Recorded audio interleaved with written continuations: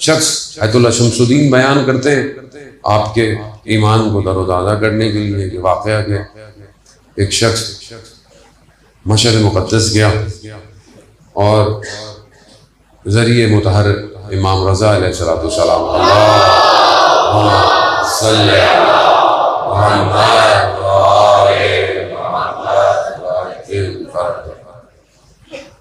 دیکھا کہ ایک شخص زری کے برابر میں بہت رو رہا ہے، بہت گریے کر رہا ہے۔ دوسرے دن پھر گئے زیارت کرنے، دیکھا پھر رو رہا ہے۔ اس کے پاس گئے کہ کیا مسئلہ ہے، کیا مشکل، اتنا گریا، اتنا کہا نہیں تم جاؤ، چھوڑو، تم اپنا کام کرو۔ اس نے کہا نہیں مجھے بتاؤ کیا، بہت اصرار کیا، کافی پرانی بات آیت اللہ شمس الدین نے بیان کی ہے۔ اس نے کہا کہ میرے بچے جنگ ونگ جو تھی اس میں شہید ہو گئے، بیٹیاں ہیں، میں ہوں، میری زوجہ ہے، ایک زیر زمین چھوٹے سے گھر میں رہتے ہیں، لیکن بہت عرصے سے فائنینشیل حالات ٹھیک نہیں ہے، اور مالک مکان نے بھی کہہ دیا ہے کہ گھر سے نکل جاؤ۔ تو میں یہاں امام سے متصل ہوا ہوں اور پناہ لی ہوئی ہے کہ امام میری مدد کرے۔ انہوں نے کہا کہ میرے پاس اس زمانے کی جو کرنسی تھی تمان میں کچھ تھی، تو میں نے اس وقت اس کو 7,000 تمان جو تھے وہ اس کو دے دی، اور اچھی بڑی اماؤنٹ تھی اس زمانے کے حساب سے، دے دی میں نے۔ اس وقت گاڑی جو تھی وہ 30,000 تمان کی آتی تھی، آپ سمجھ لیں کہ 30,000 تمان کی اگر گاڑی آتی تھی تو 7,000 تمان انہوں نے ان کو دے دی۔ ان کے پاس 300 تمان خالی تھے، کہ میں نے ہوٹل اور واپسی کا کرایہ رکھا۔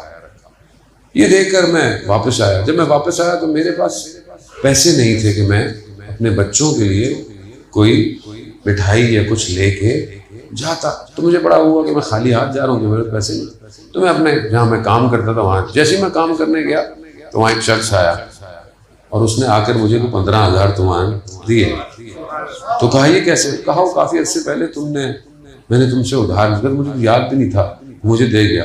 تو میں نے کچھ سوغات لی اور گھر آ گیا، بچوں کو دیا۔ تھوڑی دیر میں دیکھا میرا ایک رشتہ دار آیا، کہا کہ میں تجارت کرنا چاہ رہا ہوں، تو میں چاہ رہا ہوں کہ تم میرے ساتھ شریک ہو۔ تو میں کہا دیکھو میں کوئی تجارت نہیں، میں تو دوسرے کام کرتا ہوں، پڑھائی لکھائی والے، یہ کا مسئلہ نہیں ہے، تم اپنے کچھ پیسے دو۔ کہا پیسے دیے، اس سے ٹھیک ٹھاک منافع ہوا۔ ایسے میں پھر میرا ایک اور دوست آ گیا، کہا میں بھی تجارت کرنا چاہتا ہوں، تو میں چاہتا ہوں تم تھوڑے سے میرے ساتھ شریک ہو۔ ہونے لگ گیا۔ اب میرے پورے خاندان میں پتہ چل گیا کہ جو میرے ساتھ شریک ہوتا ہے وہ منافع کماتا ہے۔ تو ایک دن میرا ایک دوست آیا، اس نے بولا کہ ہمیں تمہارا پیسہ بھی نہیں چاہیے، صرف نام چاہیے اور آدھا منافع تمہارا۔ کہتا دیکھتے ہی دیکھتے اس زمانے میں 140 ملین میرے پاس ہو گئے، اتنا۔ پھر ایک دن بھرا میری کوئی زمین تھی، میں نے کہا اس کو میں اپنے نام کراتا ہوں، تو میں جو ڈپارٹمنٹ ہوتے ہیں اس طرح شہر کے، وہاں گیا۔ 1 سال میں کام ہوتا تھا اس زمانے میں۔ جیسے میں وہاں گیا تو مجھے ایک شخص ملا، کہتے زمین نام کرانے آئے؟ ہاں کہا مجھے دے دو، 4-5 دن میں آنا، تمہارا کام ہو جائے گا۔ کہہ رہے تو سال میں ہوتا ہے؟ کہہ رہے ہو جائے گا۔ تو میں نے بھی نہ پوچھا اس سے کون ہے، میں نے نمبر دیا، اور مجھے بعد میں خیال آیا کہ مجھے پوچھنا تو چاہیے تھا۔ خیر میں نے صبر کیا، ایک دن اوپر ہو گیا، میں پریشان ہوا، لیکن اس کو 7ویں دن فون آیا، کہا معذرت چاہتا ہوں ایک دن تاخیر ہو گئی، آئیں اور اپنی فائل لے جائیں، آپ کا کام ہو گیا۔ اب میں پریشان، میں اس کے بعد کیا، میں نے کہا نہ تم مجھے جانتے ہو نہ میں تمہیں جانتا ہوں، تم نے میرا کام کیا؟ کہا چھوڑو تمہیں اس سے کیا، تمہارا کام ہو گیا نا، تم گھر جاؤ۔ کہہ رہے نہیں مجھے بتاؤ۔ کہتا ہے جس دن تم مجھے ملے اس سے پچھلی رات میں نے خواب میں امام رضا کو دیکھا، صلی اللہ علیہ۔ میں نے امام رضا کو دیکھا۔ امام رضا مولا میں آپ کے کوئی کام کر سکتا ہوں؟ میں شہرداری میں کام کرتا ہوں۔ مولا نے کہا مجھے تو کوئی تمہاری شہرداری سے کام نہیں، ہاں ایک شخص آئے گا اتنے بجے اس وقت، اس کا کام کر دینا۔ کہا اس نے ہماری آبرو کو خریدا ہے۔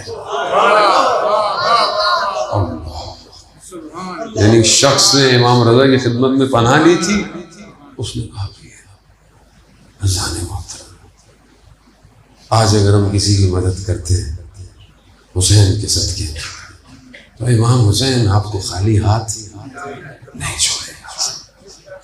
وہ کسی کا کچھ نہیں رکھتے، ان کی خدمت میں ایک قدم اٹھ جائے وہ بھی لوٹا دیتے ہیں. ان کے لیے ذرا سا کچھ دے دو تو اس کے بدلے میں بھی بہت کچھ کر دیتے ہیں. یہ تو ہم خود گھرے ہوئے ہیں. اس ولایت کی خوشبو نے ابھی تک ہمارے وجود کو معطر کیا. ہم دنیا کی خوشبوئیں لگا کر خوش ہوتے ہیں کہ بدن سے خوشبو آ جائے. عزیزان محترم، بدن سے اچھی بات ہے، خوشبو آنی چاہیے، لیکن اصل خوشبو باطن کی ہے. اور اس باطن کی خوشبو کو وہی سمجھ سکتے ہیں جو خود باطن میں ہو. اولیاء خدا باطن کو دیکھتے ہیں، اللہ کا ولی باطن کو دیکھتا ہے.